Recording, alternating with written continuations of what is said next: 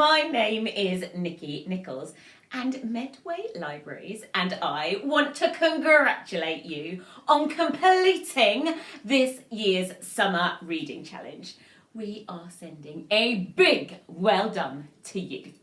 Now, because you have been so awesome, you now get to come into space with me as we jump into my book, The Boy Who Sneezed to Space. But before we go into space, we need to get ready.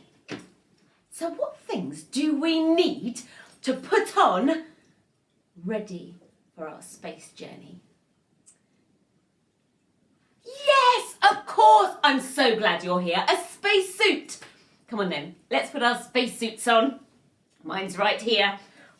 One leg, two leg. Zip. I'm ready now, right? What do you mean no? Of course, my helmet. Make sure you put yours on too. Ready? Space boots. Yes, great idea. I've got mine here. I hope you have too. Pop them on. There we are.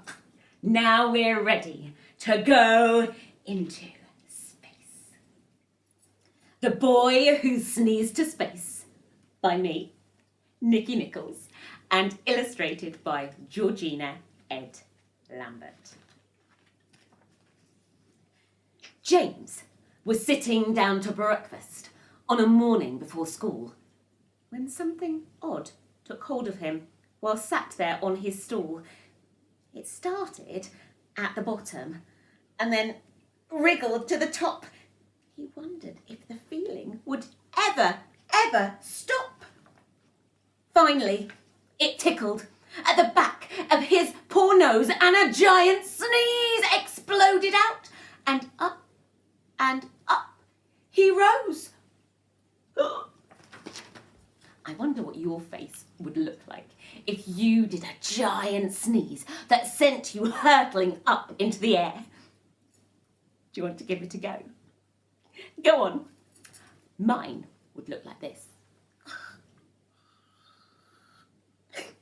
What does yours look like? Brilliant. Well done. Shall we carry on with the story? Great. You see, poor old James's sneeze was like a turbo rocket, firing him up into the air at speed, whilst his mum looked on, inquiring, where did little James just go? I'm sure he was right here. Then she looked up at the ceiling.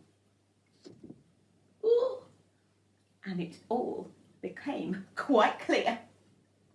Young James was hurtling up and heading out to space. The last he saw of Mum was the confused look on her face. Huh? He blasted through the atmosphere till the Earth was just a ball. It was blue and green and beautiful, but was getting rather small. I'd better enjoy the ride, thought James. I may be here a while.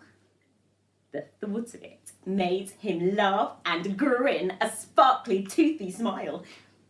He wanted to be an astronaut, to see the planets and the stars. Now he was sailing through outer space towards Jupiter and Mars. Beyond the Earth, towards the sun, he saw Mercury and Venus, the closest planets to the sun. He looked at them with keenness. Mercury, the closest, was the smallest one by far. James could see it clearly now. It felt so bizarre. He noticed that it had no moons and a surface full of craters. It looked like it had been attacked by 1,000,000 alligators. Up next, its neighbour Venus, known as the sister planet of Earth. At as although it spins the other way, they're of similar mass and girth. James knew that in the solar system, this was the hottest planet. Along with its great poisonous clouds, it was impossible to inhabit. I wondered then why it was called after the Roman goddess of love. Surely it should be called Cestus, after their ancient battle glove. James continued his journey to the stars, heading away from the sun. He couldn't wait to tell his friends. He was having so much fun. The red planet Mars was now in his sights. It looked incredibly rusty. Named after the Roman god of war, this planet was rocky and dusty. With its 2 moons and old stream beds, could aliens really live there? James imagined them having tentacles and slime instead of hair. I wonder where they go to work, what their homes are like. He could see them now, riding round on galactic motorbikes. What do you think aliens might look like and move like? I imagine them being slimy and tentacled. Can you be an alien? Move like an alien? What would yours look like? Can you imagine your alien getting on a motorbike and riding around its planet? Run! Run, run!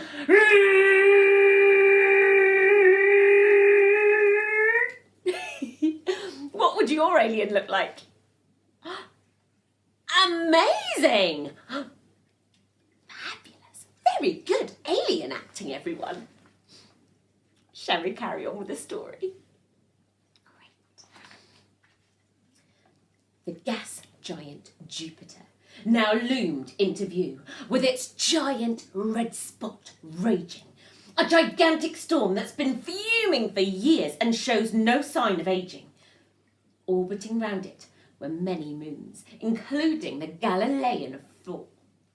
Ganymede, Europa, Callisto, Io would be such fun to explore. James imagined giants playing with them, sending them hurtling through space.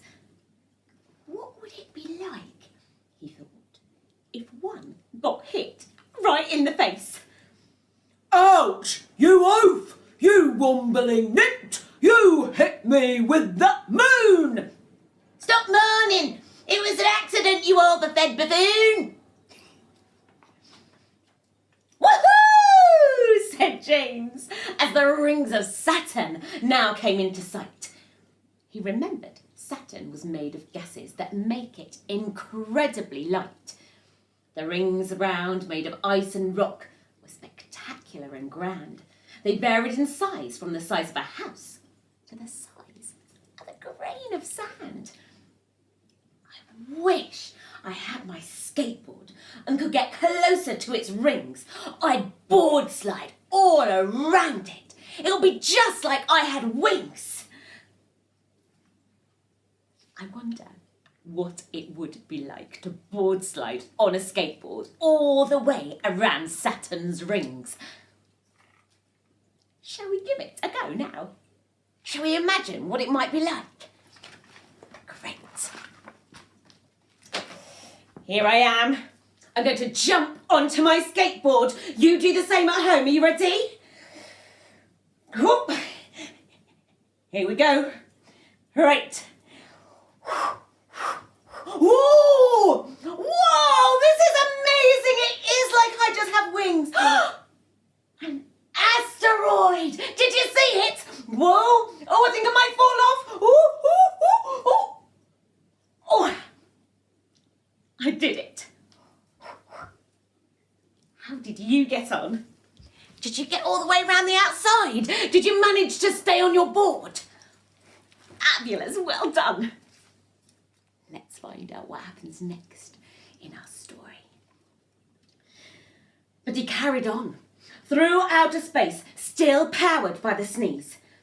Looking over to Earth's small moon, it looked like a tiny, round cheese.